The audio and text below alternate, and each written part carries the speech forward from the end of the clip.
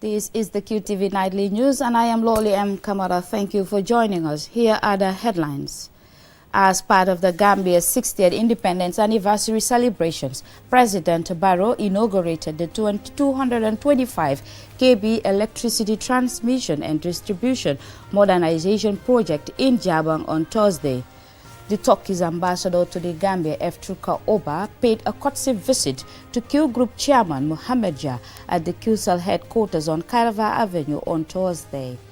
QCell and the QGroup Foundation, part of one of the Gambia's leading business empires, officially launched the 17th edition of their annual Q-Ndogu initiative on Thursday. The Gambia Revenue Authority and Ajib Bank have signed a memorandum of understanding through which Ajib Bank will collect revenue on behalf of the GRA. In international news, media practitioners and journalists from across Africa are gathering in Kenya for a regional seminar aimed at advancing transformative gender social norms.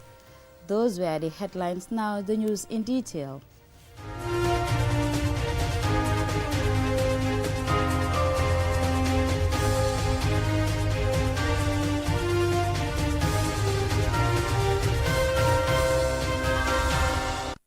Thank you for joining us.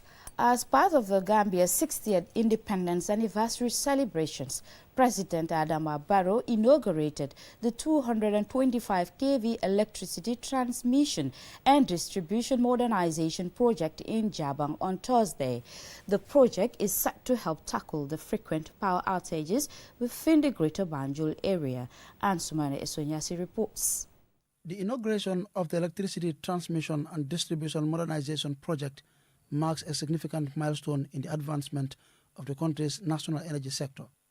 It is arguably one of the largest electricity initiatives ever undertaken in the country, representing a major upgrade from the previous 33 kV distribution capacity, the highest in the area under the two previous administrations, to a powerful 225 kV, which now covers most of the Greater Banjul area.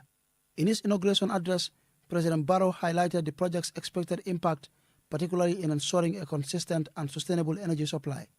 Furthermore, the President expressed optimism that his government's substantial investment in the energy sector will put the Gambia on track to achieving universal access to electricity by end of 2025.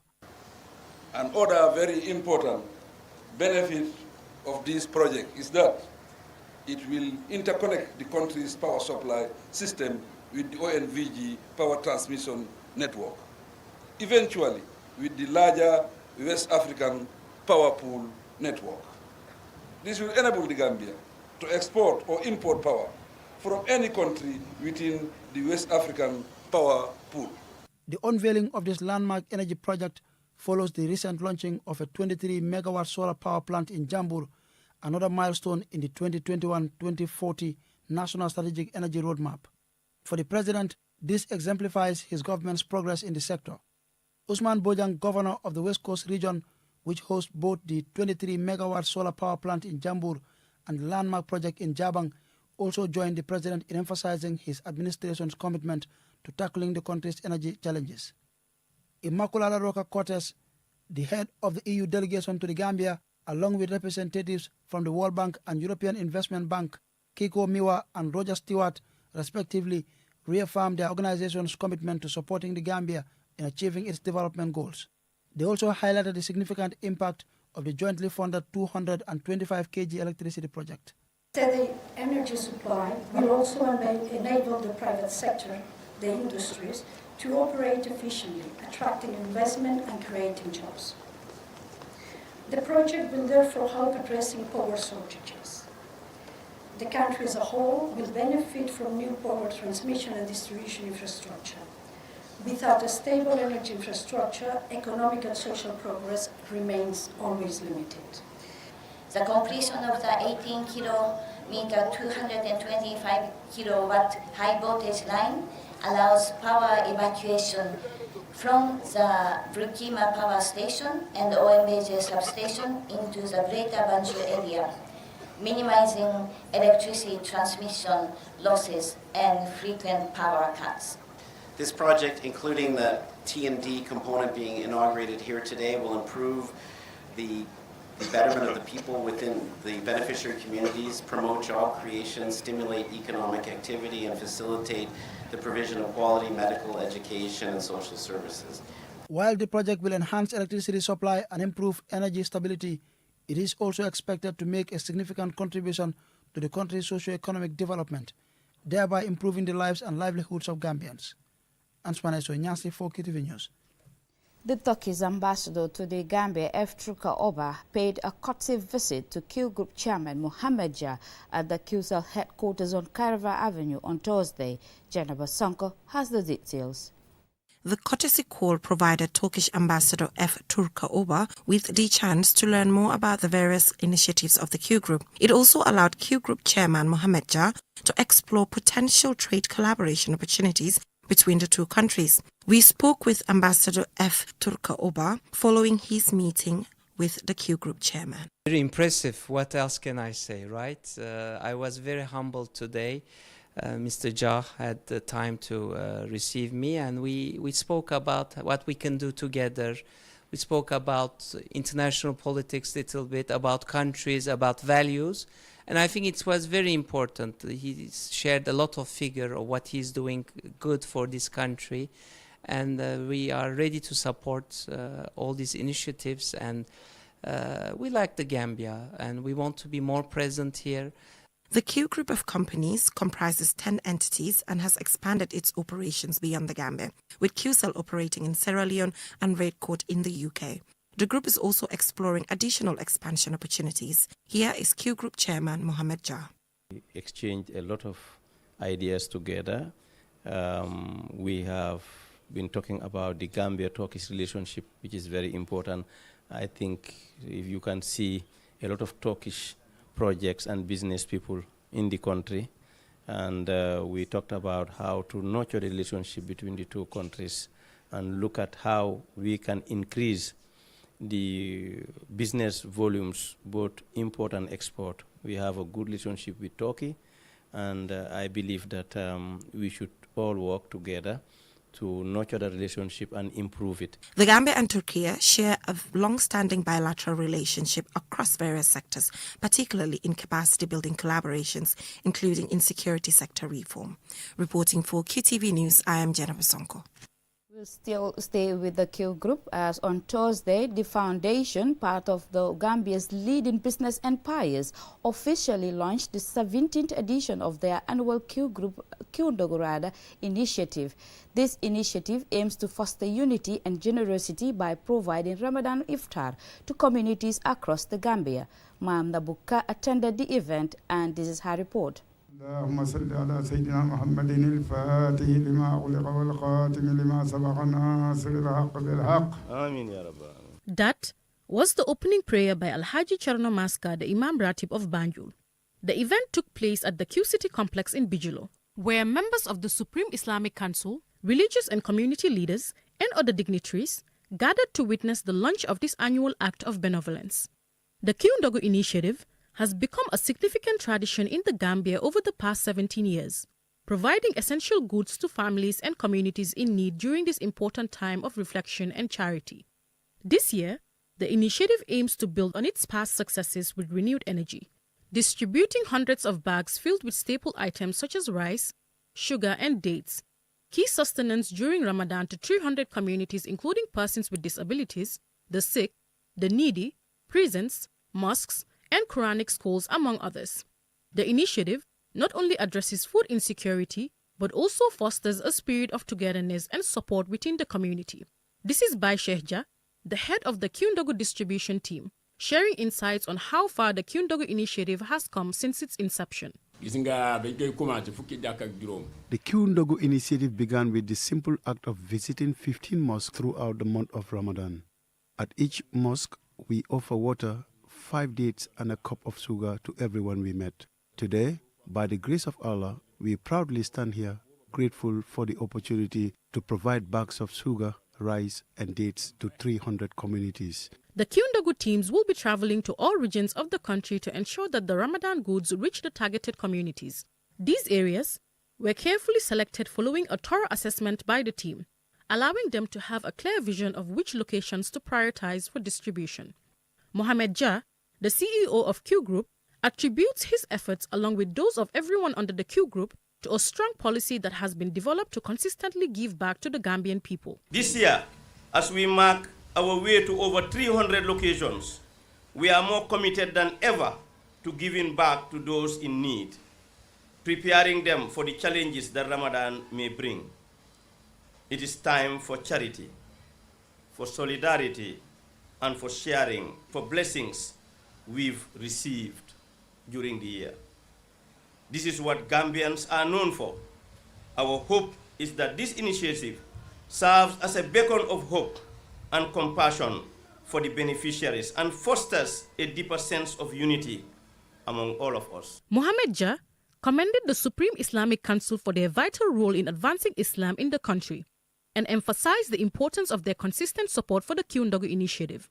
He recognized their unwavering commitment, which has greatly contributed to the success and impact of the initiative. Sheikh Essa Fode Dabo, president of the Supreme Islamic Council, expressed that Gambians are proud of the QGroup and its chairman Mohamed Jah, whose efforts continue to have a positive and significant impact on the lives of Gambians. He praised Allah and offered prayers for the chairman and the QGroup staff, thanking them for their continued support of Muslims during Ramadan. Alhaji Imam Usman Jah is the Imam of Taqwa Mosque and head of religious programs at QTV. When it comes to beneficiaries, priority is given to recommended locations by the Supreme Islamic Council. This decision is made in recognition of the invaluable services it provides to the nation and the strong, fruitful relationship it has built with the Q Group over the years. The vital role the Council plays in ensuring the correct observance and protection of Islam cannot be overstated and deserves to be honored at all times. In essence, helping others during this sacred time reflects the core Islamic values of compassion, generosity, and solidarity, which are encouraged throughout the year, all while embracing the endless blessings of Allah. Mamna Buka for QTV News. We'll now go for a commercial break. When we return, we have more local and international news stories. Do stay tuned. His Excellency President Adama Barrow will preside over the official opening of the Birchell-Harding Highway and the launching of the Phase 3 of the project. The ceremony will be held on Saturday, 22nd February 2025, 4 p.m. at the Old Yundum Airport Junction. The OIC road is proudly funded by the Government of the Gambia in partnership with the Kuwait Fund, Islamic Development Bank and Badia. The Ministry of Transport, Works and Infrastructure and partners are pleased to invite the general public to this momentous occasion.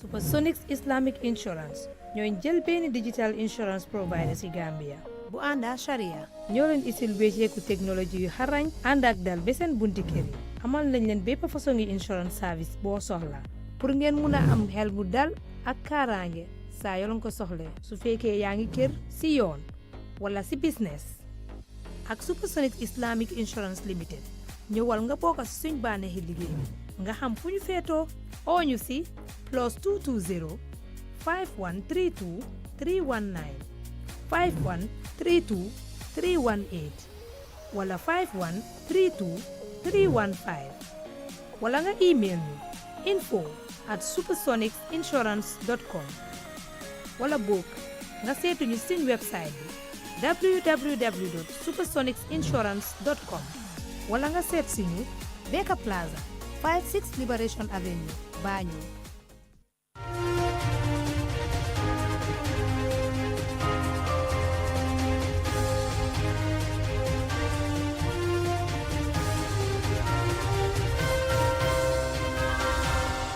Welcome back, and this is QTV News.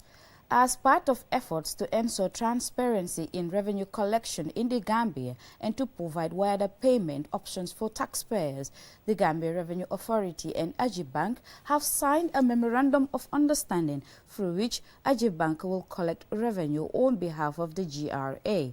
Jennifer Sonko attended the official signing at the GRA headquarters in Banjul. The Memorandum of Understanding between the Gambia Revenue Authority and Ajib Bank, the only Sharia-compliant bank in the Gambia, will see Ajib Bank provide secure and efficient digital payment and collection solutions that simplify tax payments for businesses and individuals. The involvement of Ajib Bank gives the public multiple banking options and bank branches, making revenue collection more inclusive.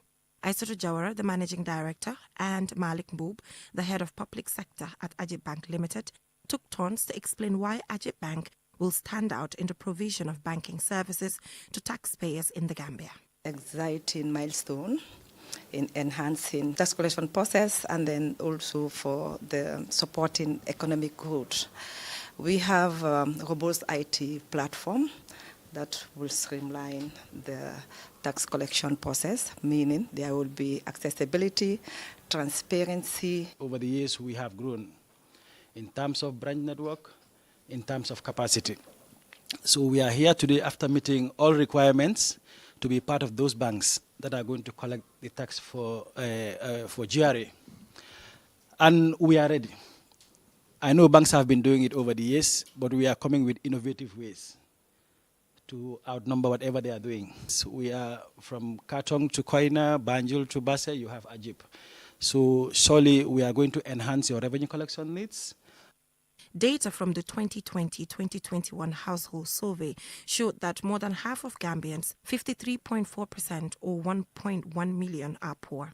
The Gambia is a tax-based economy and therefore leaves the country with meager resources to distribute across competing sectors. Ajib Bank's provision of banking services to taxpayers is expected to contribute to sustainable development through the prevention of leakages. Here is the Gambia Revenue Authority's Deputy Commissioner General, Esa Jallo. That this is a service. Now you should see yourselves as an extension of GRA, because ordinarily this is what, a service that we are supposed to deliver directly to our taxpayers. But as a revenue collecting institution, we want to revolutionize everything that we are doing, particularly streamlining our processes and making sure that our services are accessible anywhere. The Commissioner General, Yankuba Dabo, has called for the continuous leveraging on technology to enhance compliance and explore more innovative financial solutions for revenue collection. With the banks have been something that we've been doing for a long time. Now we are welcoming the new entrance called the Ajib Bank.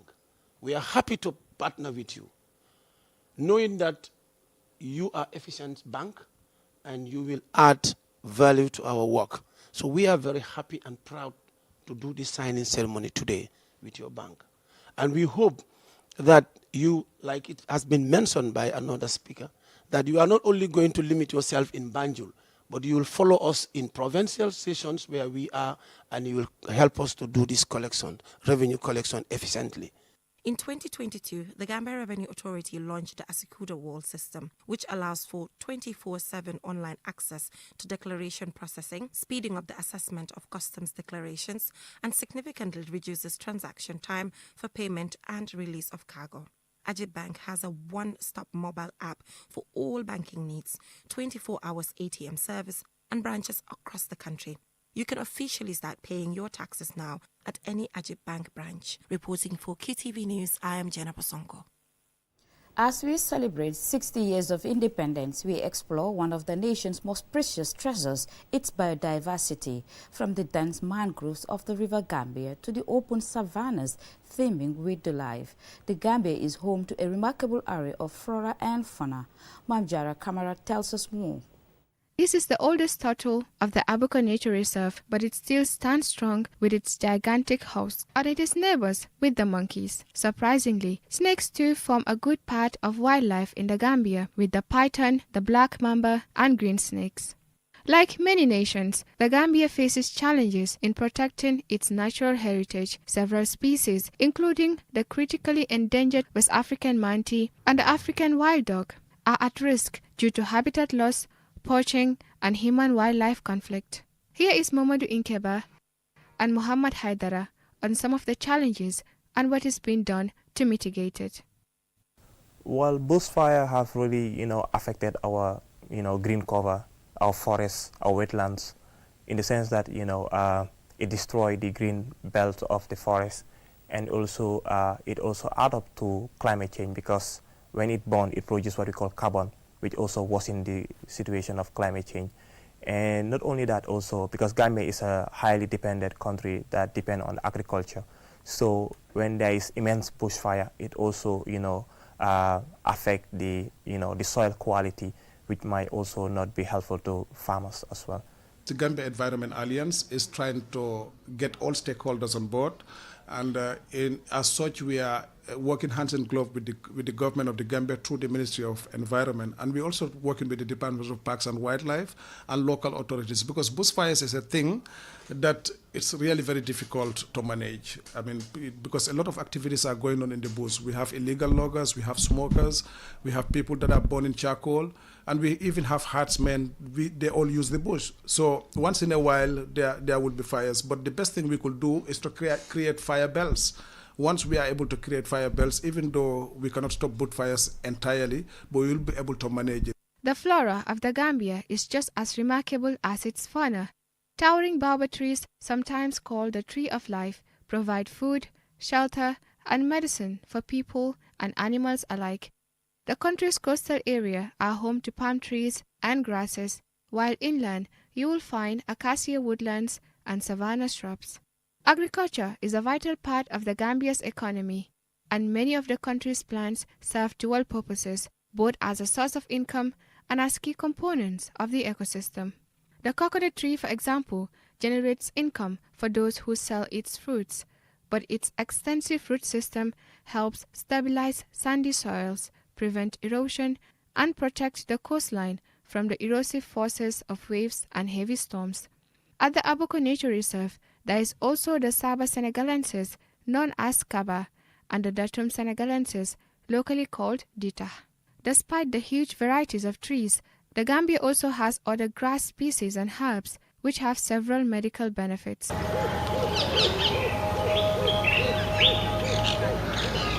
This one is aloe vera, a very good plant for medicine. You use the juice when you have a son born. You can use the juice, apply it. You can just eat it for stomach pain too. It's good for stomach pain, but it's very sour to eat it. But when you eat it, when you have a stomach pain, you are okay. It's a very good plant.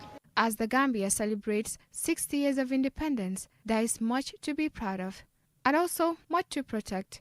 From the national parks like Abuko and Kiang West to the sacred crocodile pools of Kachikali, the flora and fauna of the Gambia are treasures that demand our care and stewardship. My message to the Gambians is we have lost our forest cover under our very eyes since after the Banjul Declaration, where the before, after, and now was declared, and we have seen that we are even living in the future. We are no more waiting to see what's going to happen in the future. The future that was predicted by President Jawara is a future that we are already living today. So let's try and maintain our wetlands. The wetlands have a lot of ecosystem services that are provided by the wetlands, and a lot of people have their source of lives and livelihoods attached to the ecosystem services provided. The Gambia's natural beauty is not only a gift, it is a responsibility. Together, we can ensure that these wonders are preserved so they can be enjoyed by future generations to come. For QTV News, I am Mam Jara Kamara. Coming up next is international news.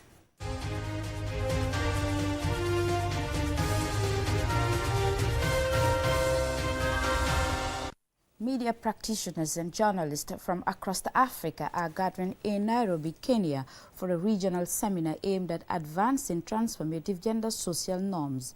This seminar is jointly convened by International IDEA and UN Women. Aliou Cisse is among the invited journalists, and he now reports. This seminar seeks to enhance the participation and representation of women and youth in leadership and decision-making roles. It forms part of the Women and Youth Democratic Engagement Women Leadership Initiative, funded by the European Union under its Gender Action Plan, jointly implemented by UN Women, Interparliamentary Union, and United States and local governments. Participants will use the seminar to discuss how the media can challenge entrenched gender norms and prompt greater visibility for women and youth in political and leadership spaces. Josephine Mwanga serves as the Program Manager for Women's Political Participation under the Africa and West Africa Regional Program at International IDEA Office in Nairobi. On the women's voices, Africa was below the global average of 25%, and the overall presence of women in Africa media across the different media types, whether it was print, radio, TV, between 95 and 2000, stagnated at 22%, only 22%. Despite the progress towards inclusivity, women and youth remain significantly underrepresented in decision-making, with countries such as the Gambia ranking among the lowest. For example, of the 58 members in the Gambia's current parliament, only 5 are women and just 3 were elected. Additionally, a bill by Honorable Fatimata Njai to introduce a quota system for political representation was rejected by Parliament. The seminar will further equip these journalists and media experts with the tools and knowledge to amplify women and youth voices, as media is believed to be a powerful driver for positive social change. Annette Kamara, a Gambian journalist, Itunu Hunga of Women in Leadership Advancement Network in Nigeria, and Emmanuel Tuala of Malawi Broadcast Corporation are among the participants. I focus and I expect Gambian journalists, especially women journalists that are reporting on politics in the Gambia, to actually focus on reporting on women in leadership and women that are aspiring candidates. And of course, to focus on the issues of impact, issues of substance, and of course, competence, and not reporting based on rumors or based on how she is dressed, how she talks. It's very unimpressive, for lack of a better word, in terms of women's political participation in Nigeria and the current representation that we have. If we look across all our, what you would call like parliament, our House of Representatives, the Senate, the numbers are abysmally low.